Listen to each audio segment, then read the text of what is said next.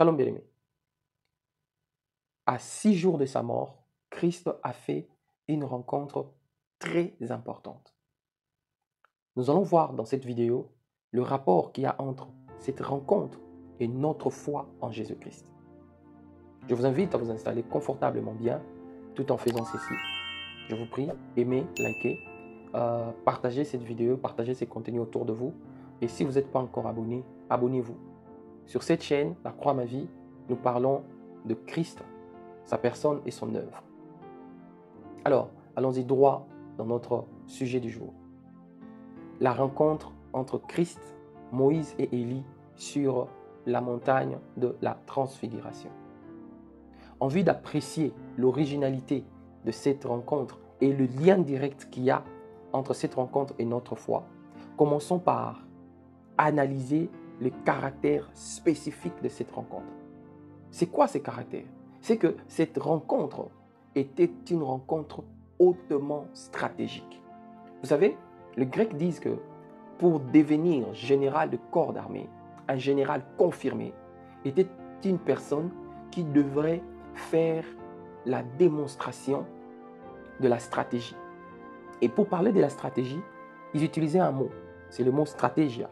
Le mot stratégia, c'était l'ensemble de plusieurs aptitudes que le général de corps d'armée devait démontrer. Parmi ces aptitudes, nous avons par exemple la capacité de conduire les opérations, la capacité, les opérations militaires, la capacité de coordonner la discipline dans le corps d'armée, parce que les armées de cette époque-là, c'était des armées qui emballaient plusieurs personnes. Alors, il fallait faire régner la discipline. Donc, un général devait être en mesure de faire régner la discipline. Il devait être en mesure d'anticiper, savoir prendre les bonnes décisions pour assurer le victoire, les résultats escomptés.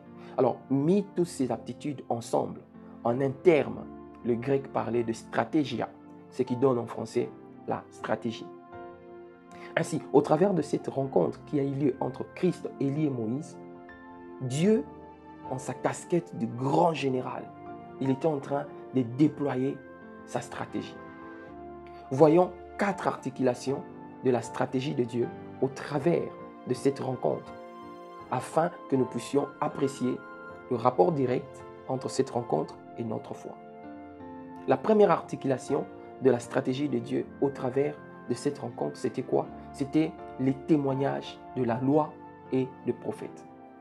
Bien-aimés, la présence de Moïse et Élie aux côtés de Jésus représentait le fait que l'ancienne alliance reconnaissait, approuvait la nouvelle alliance.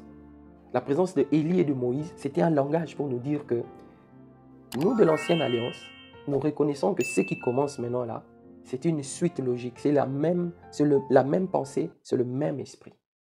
Vous voyez? Vous savez, quand on parle de Moïse, on parle généralement de la loi, parce qu'il a apporté les tables de la loi avec les 10 mots. Et quand on parle de Élie, on parle du grand prophète de Yahweh.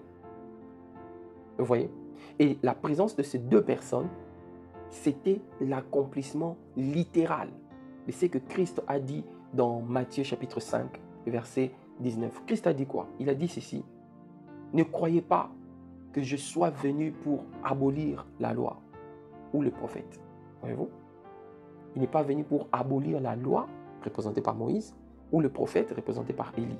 Mais il est venu accomplir.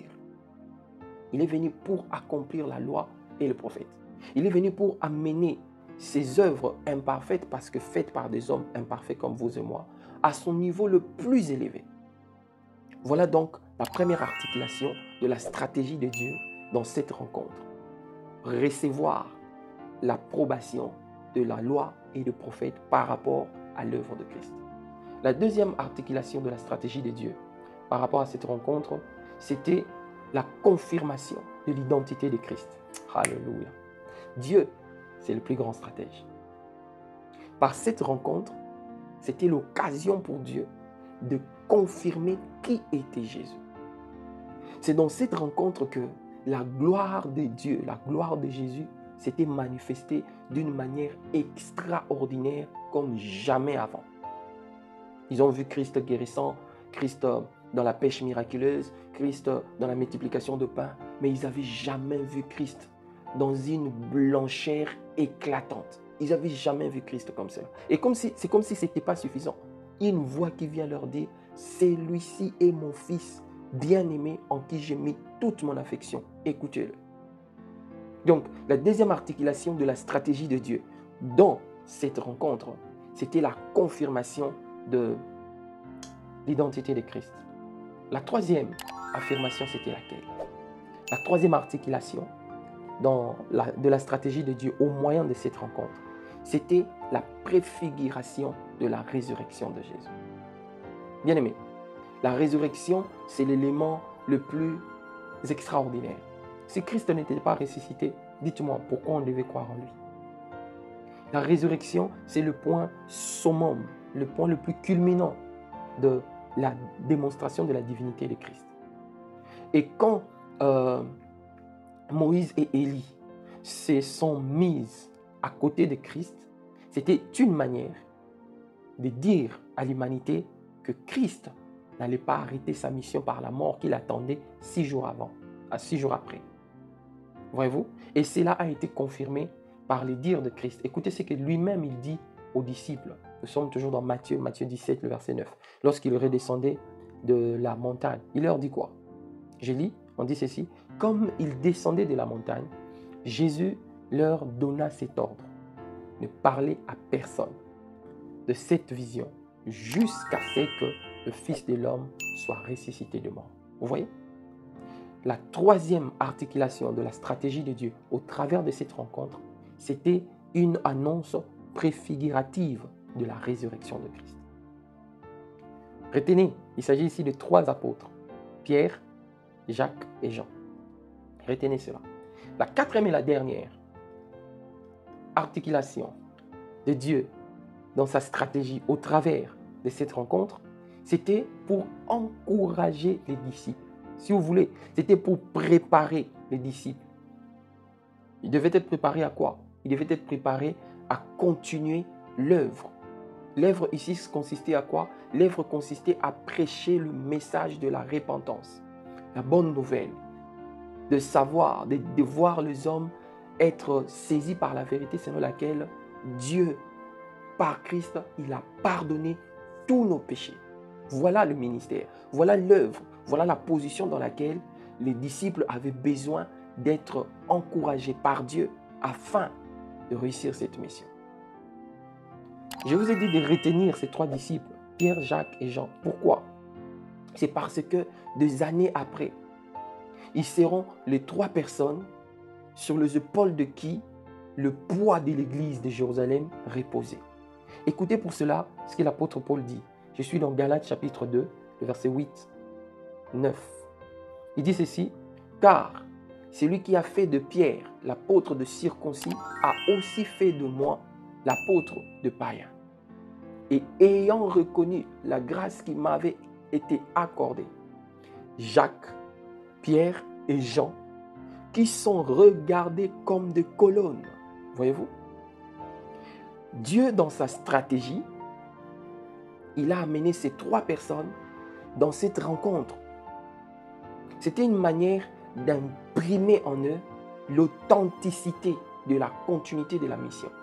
C'était une manière de fixer leur esprit dans cette position nouvelle de choses pour qu'ils ne rentrent plus dans le judaïsme. Donc, si vous avez été aussi attentif avec moi, vous avez vite compris que cette rencontre entre Christ, Moïse et Élie a un rapport direct avec notre foi. On sait que la foi en Christ est reconnue par les apôtres, par les prophètes, par tous ceux de l'Ancien Testament comme étant hors de toute discussion, de tout débat de la religion. La foi en Christ est une foi qui repose sur une personne vraie, authentique et originale. Jésus, son identité a été confirmée. Et la foi en Christ a été prêchée par les apôtres. Voilà donc le rapport direct qu'il y a entre la rencontre sur le mont de transfiguration et la foi que nous avons aujourd'hui. Pour me résumer, cette foi que nous avons aujourd'hui, elle est regardée comme le point culminant, l'acte qui vient accomplir ce que Moïse a commencé et les prophètes ont fait dans l'Ancienne Alliance. La foi en Christ elle repose sur la vraie personne. Christ ne s'est pas improvisé. C'est Dieu qui l'a choisi et il est venu de Dieu. La foi en Christ est une preuve que nous qui croyons, nous allons vaincre la mort. Et la foi en Christ, c'est ce que les apôtres ont prêché. Voilà les liens directs entre la résurrection, la rencontre entre Christ, Moïse et Élie, ainsi que la foi que nous professons aujourd'hui. L'objectif final de cette vidéo, c'est vous inviter à entrer dans cette foi. La manière est simple. Vous avez simplement besoin d'ouvrir le profond de votre cœur à cette vérité. C'est comme ça qu'on est sauvé. Et le reste, ça sera de proclamer que à cause de ce meurtrissure, vous avez été sauvés. Il ne me reste plus qu'à vous dire Shalom, shalom.